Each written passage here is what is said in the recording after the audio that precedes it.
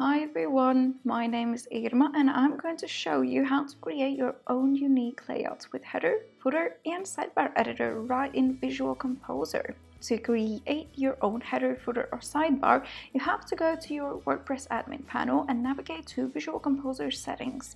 There you can select what you want to create. I'll demonstrate with the header, but the process is identical to footer and sidebar too. So click on header and then add header here at the top. Type in a name and start building, aka just press the button. Now we are in the header editor, which is the same as the regular Visual Composer one, by the way. You can use the content elements or any of our pre-built headers to build your perfect layout. You can find our pre-built headers, footers and sidebars here at the hub. Simply download the one you want and press the plus here. Once the header is added, you can edit it just like any other template. And most importantly, don't forget to save before you leave.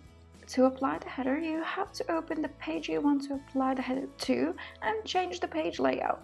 Now select the layout. I'm going to choose the one with header and footer. Here you can select all headers you've built from the drop-down, and once selected, it will be applied to the page automatically.